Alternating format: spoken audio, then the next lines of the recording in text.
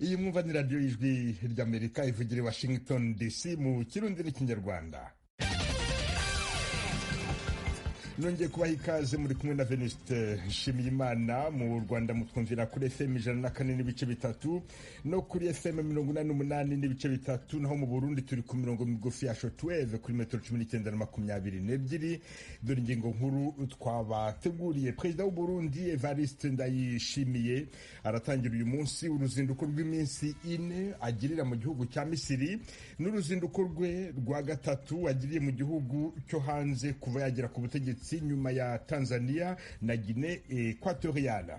Mu Rwanda urukiko rwisumbuye rwa Gasabo mu mujyi wa Kigali ruri kumva ubujurire bwa Madame Yvonne Idamange ibyamugwiza ku ngingo y'ifungwa n'ifungurwa ry'agateganyo. Ubujurire bwa Madame Yvonne Idamange yabushingiye ku ngingo ebyiri. Ku ya mbere ni kwifata n'ifungwa n'inzego z'umutekano ndetse n'impamvu zikomeye urukiko rw'ibanze rwa Gasabo ruvuga ko rwashingiyeho. Turahamagara mugenzi wacu Eric Bagirubusa. Abantu bitwaje iyi ntwaro bataramenyekana barayibinjiye mu nkambi ya Lusenda iri muri teritwari ya Fizi, intara ya Kivu y'Amajyepfo muri Repubulika ya Demokarasi ya Kongo. Batwara amatungo y'impunzi.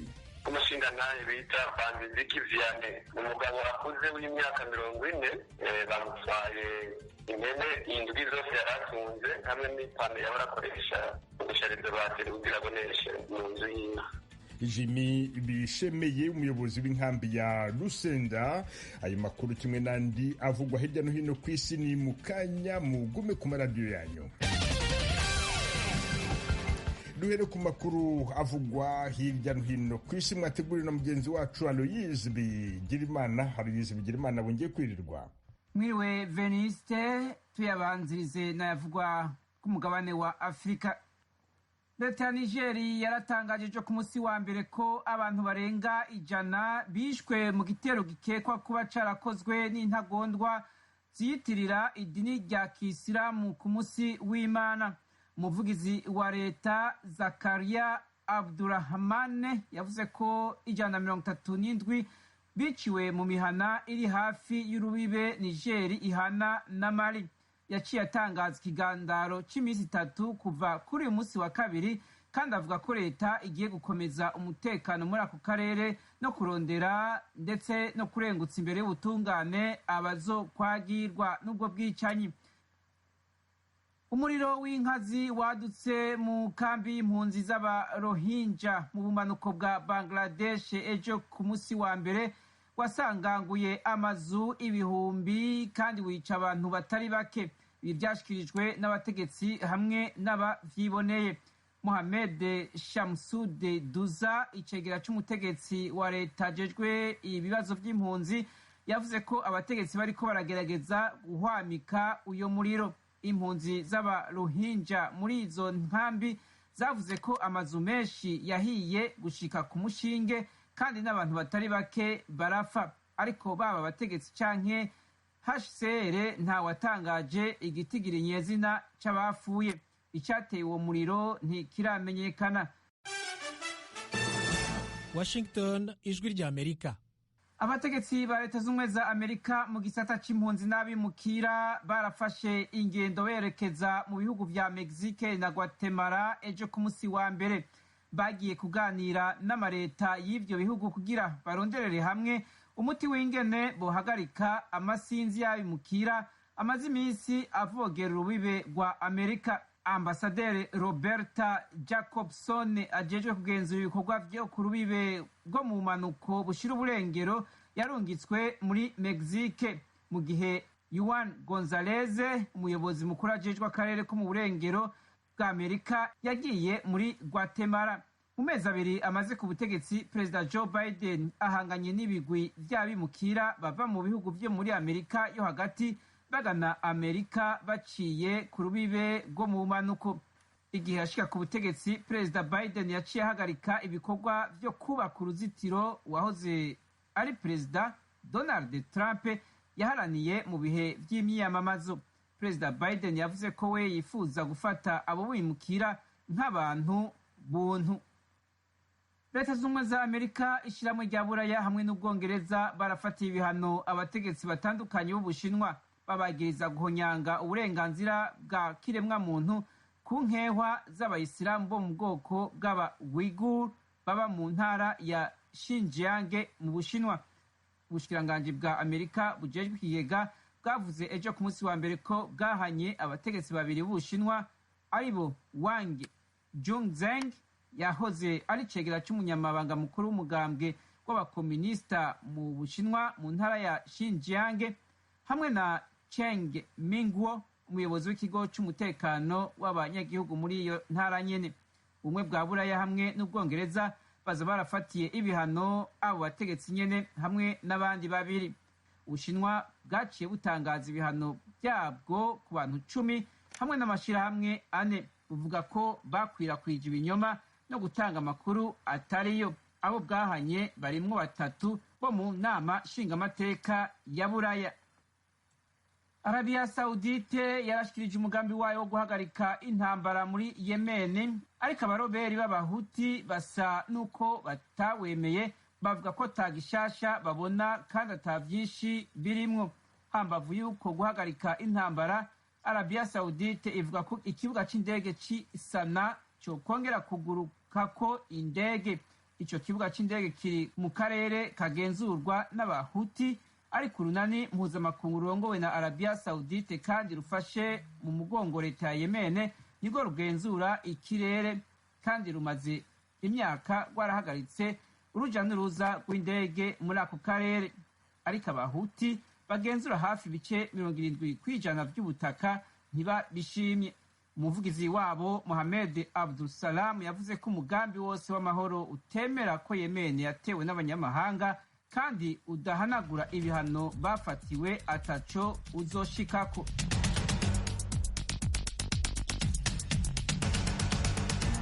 Urakoze Aloyize Bigirimana kubera aya makuru avugwa hirya no hino utugejejeho. Mukomeje kumva radio Ijwi ry'Amerika yumvikanira kuri FM 104.3 no kuri FM 88.3 ya radio Inshuti ya bose mu Rwanda, mu Burundi no ku mirongo migufi ya shortwave kuri metero 1922. Mushobora kandi kumva ibiganiro byacu muciye ku rubuga rwa internet kuri wa eshatu akadomo radio @voa.com na ku mbuga za Facebook, YouTube na Instagram. Adresi yacu ni VOA Radio yacu. Iwanyu mu ntara. Tuyagire mwisanzuye kwijwi rya Amerika. Ni kuva kuwa mbere gushika kuwa gatanu kuva isaha 7 gushika isaha 7:30 z'umutaga. Iwanyu mu ntara, iwanyu mu ntara, iwanyu mu ntara.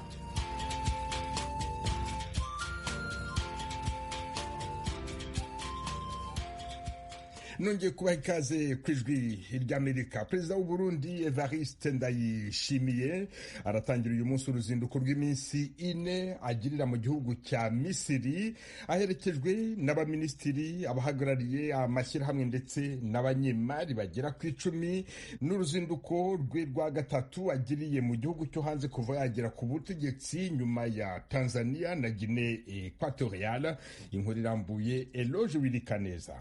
Perezida Evariste Ndayishimiye yahagarutse ku kibuga c'indege mpuzamahanga ca Bujumbura citiriwe Melchior Ndadaye mu gatondo ko kuri uyu wa kabiri. Yagiye ajanye n'abashikiranganji 4 barimwo uburimyi n'ubworozi, uhigaga ca leta n'uwamagara y'abantu hamwe n'umutambukanyi wiwe Angeline Ndayubaha. Iruhande yaba hari n'abagwizatunga 10 baserukira amashirahamwe akomakomeye mu gihugu, harimwo irikora impuzu, irihingura umwavu w'ikizungu, ari naryo rya mbere rimaze kubaho mu Burundi, akorera mu bisata vy'uburimyi, ugutumatumanako amakuru, guhingura ibinyobwa n'ibindi. Kwa 20 ku kwezi abandi bakozi ba leta bakuru bakurindwi bari baroye mu Misiri kumutegurira urugendo. Kugwa c'indege ntiyashimye kugica bw'abamenyesha makuru, ubona ko bari na bake mu binyamakuru vya leta gusa bari batumiwe. Ariko ibiro vya perezida bijeje kumenyesha makuru vyasohoye itangazo bivuga ko runo rugendo ruzorangira kwa 2026 ku kwezi, arugiyemwo ku butumire bwa mugenzi we Abdel Fattah al-Sisi, bishimangira ko ibi vyerekana ishaka ry'abakuru b'ibihugu babiri yo gusimbataza imigenderanire yo gufashanya n'ubucuti busanzwe buri hagati y'abanyegiputa n'abarundi. Risozera rivuga ko umukuru w'igihugu c'u Burundi azoboneraho akaryo ko kubonana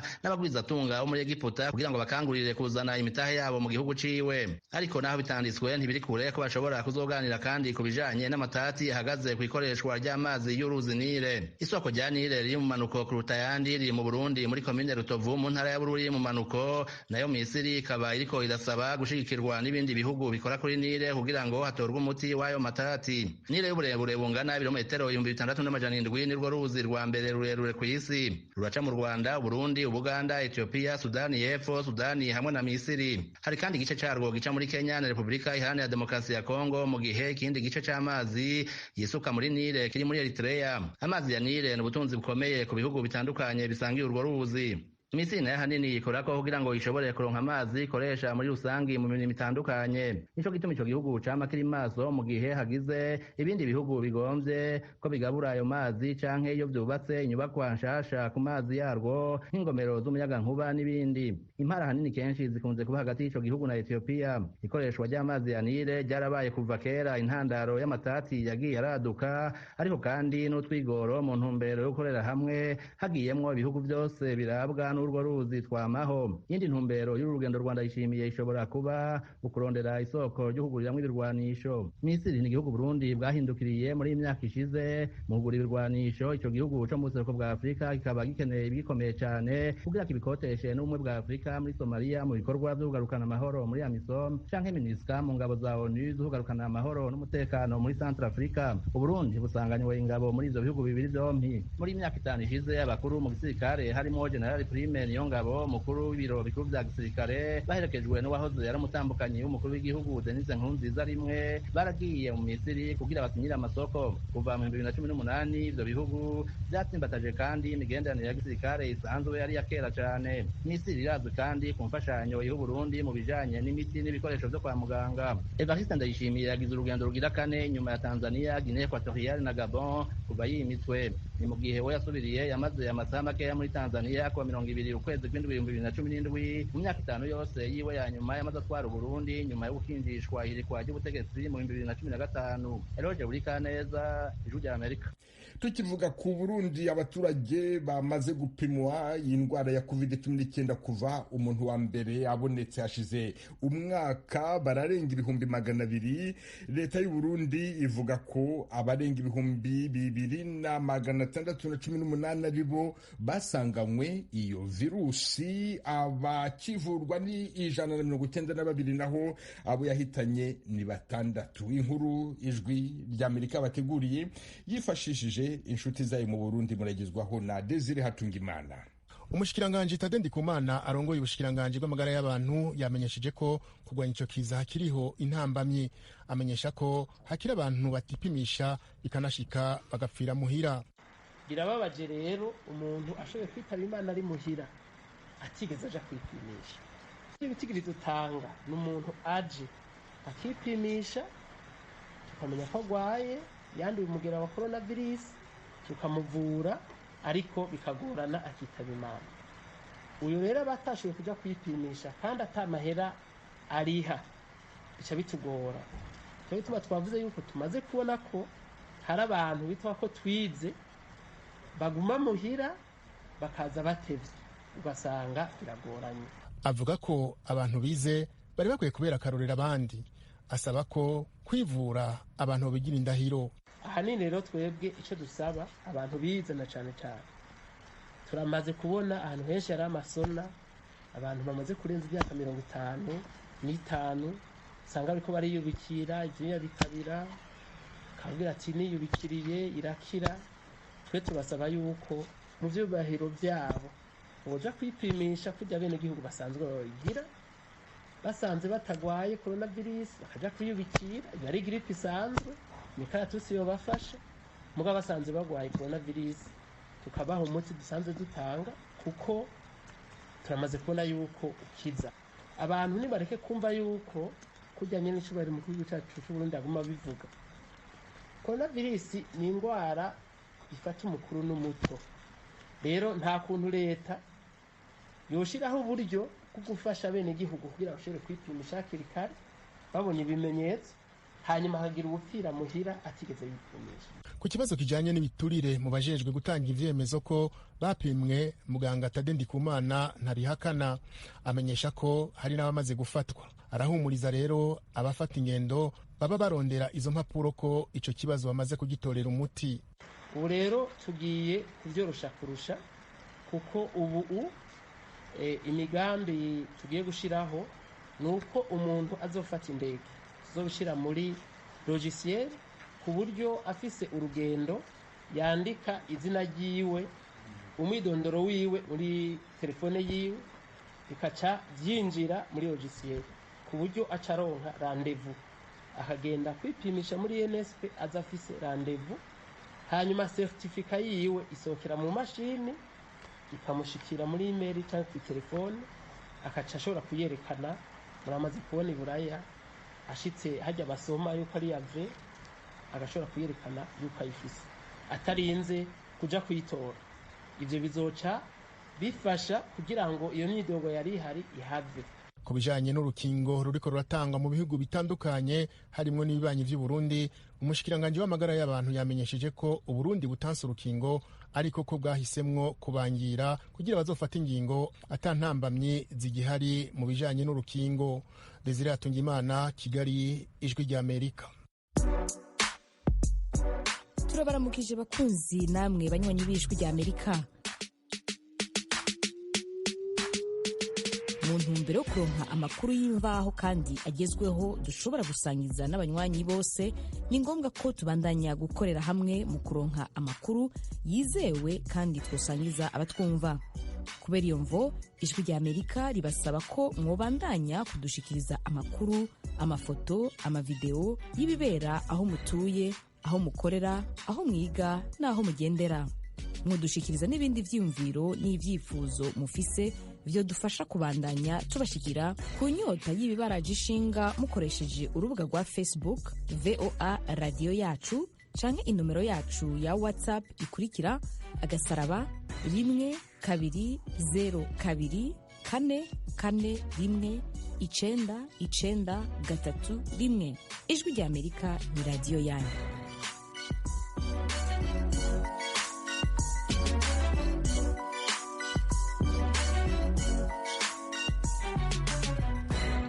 Mu Rwanda, urukiko rwisumbuye rwa Gasabo mu mujyi wa Kigali ruri kumva ubujurire bwa Madame Yvonne Idamange yiryamugwiza ku ngingo y'ifungwa n'ifungurwa ry'agateganyo. Idamange araregwa ibyaha bitandatu birimo guteza imvururu muri rubanda, byose bikomoka ku magambo yatangazaga ku muyoboro we wa YouTube avuga ko yavugiraga rubanda ku bibazo bibugarije. Eric Bagirubusa arakurikirana yivugirwa mu rukiko. Eric, wiriweho? Wiriweho neza Venuste. None ubujurire bwa Idamange yabushingiye ku zihe ngingo? Ubujurire bwa Madame Yvonne Idamange yabushingiye ku ngingo ebyiri. Ku ya mbere ni kwifata n'ifungwa n'inzego z'umutekano ndetse n'impamvu zikomeye urukiko rw'ibanze rwa Gasabo ruvuga ko rwashingiyeho. We rero akavuga ko atabonye ubutabera n'izo ngizo naba nkubwiye yashingiyeho. Yisobanura atese imbere y'abacamanza?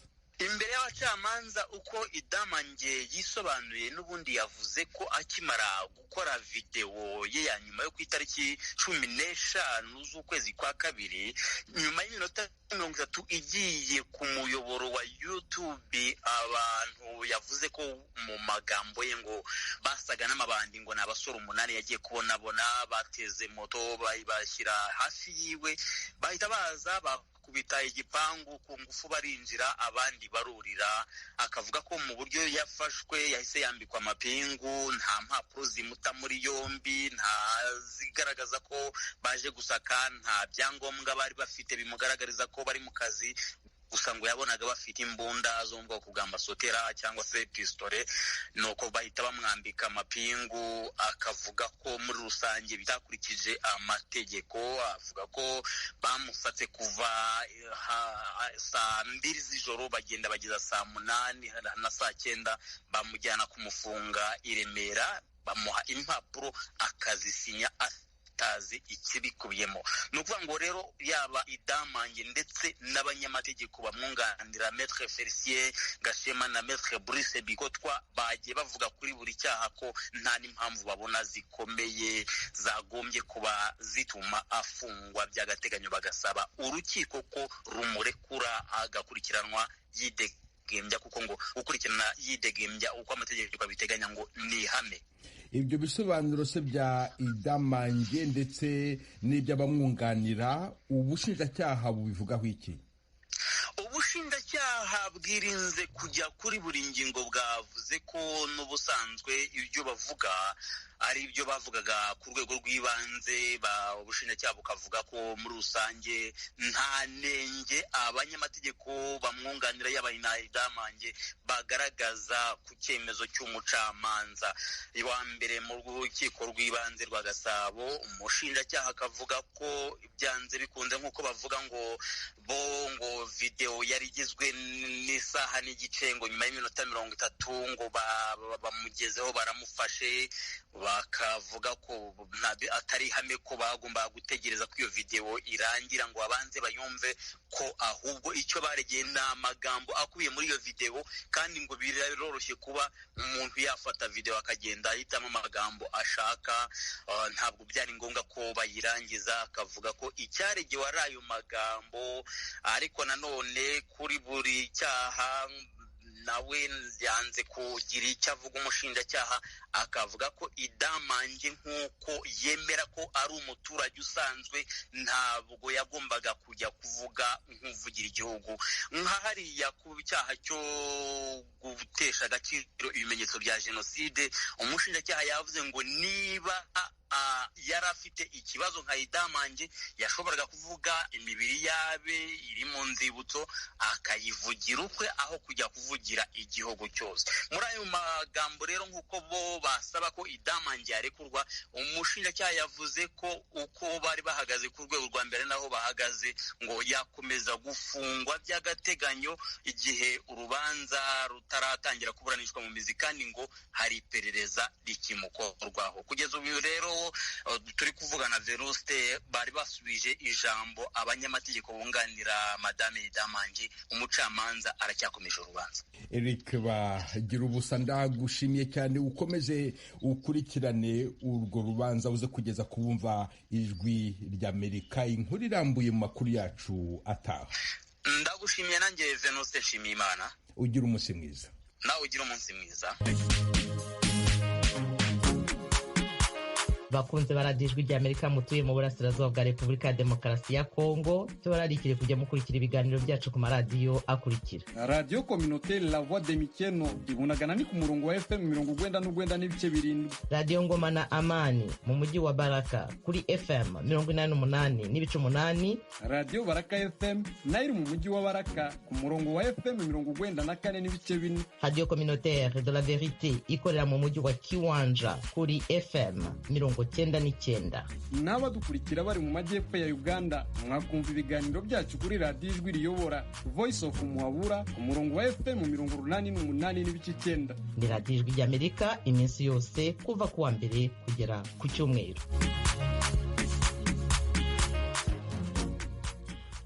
Abantu bitwaje intwaro bataramenyekana neza barayibinjiye mu nkambi ya Lusenda iri muri teritwari ya Fizi, intara ya Kivu y'Epfo muri Repubulika ya Demokarasi ya Kongo. Batwara amatungo y'impunzi. Jimmy Bishemeye niwe uyobora inkambi ya Lusenda yavuganye n'umunyamakuru w'Ijwi ry'Amerika Vedaste Ngabo, atangira amubwira uko byagenze. Abantu bitwaje ibigwanisho bataramenyekana nibo baje mw'ijoro rikuze igihe cy'isaha 5:8 bashika urugo rw'umushingantahe bita Banziziki Vianney wo muri village 26 block ya 13 mu parcelle ya 12. Umugabo akuze w'imyaka 40 bamutwaye impene indwi zose yaratunze hamwe n'ipano yahora akoresha gushariza bateri kugira aboneshe mu nzu yiwe. Abo bantu bamutwaye ibyo bintu bari bangana gute? baba ari bande? Nakubwiye ni umugwi w'abantu utaramenyekana, ntitwamenye igitigiri. Babahengerereza mu madirisha baraba, bari abantu benshi kandi bose bari bitwaje ibigwanisho. N'ikimenyamenya mu kugenda baciye barasiye amasasi menshi none gatunguru ya kabiri icyo bakoze ni ukwiba gusa izo mpene indwi biba n'iyo pano hanyuma baca bararasa amasasi menshi. Kuri none umutekano waba wifashe gute aho mu nkambi ya Rusenda? Ni ukuvuga abantu byabateye ubwoba cyane ugerageje kumviriza ko abantu bariko baravuga abanyagihugu nibo badushyikiriye batubwira ayo makuru ukuntu ubwoba na cyane cyane yuko harimwo abantu bari biyandikishije guhunguka bakaba baratevye kubahungura bagaca bumva ariko aravuga urumva bitera ubwoba abantu ngaho. Igisirikare cyaba cyakoze iki n'igipolisi gikorera mu nkambi? Ni ukuvuga igipolisi n'abasirikare bagiye kuhashika batevye inyuma y'isaha yose basanze bamaze kugenda nyuma barabakurikira n'ubu abapolisi n'abasirikare bacyakurikira barakora amatohoza. None murasaba iki ku bijanye n'umutekano wanyu mu nkambi ya Rusenda? Ni ukuvuga iyo village 26 bivyemwo iri ku nkengera y'ikambi n'iyihereza mu bice byari haruguru impande y'imisozi.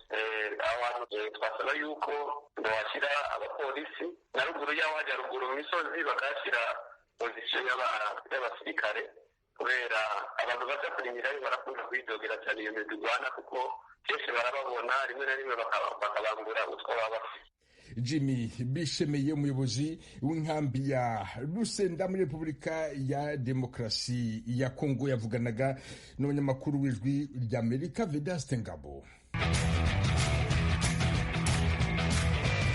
Uyu ni umwanya w'ivyaranze no munsi mu mateka na Venuste Nshimiyimana.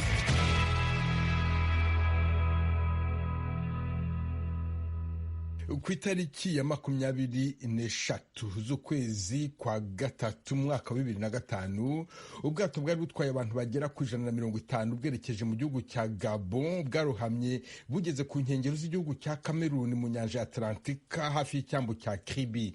Abagera ku 130 bari baburimo bararohamye, abandi 23 bararokoka.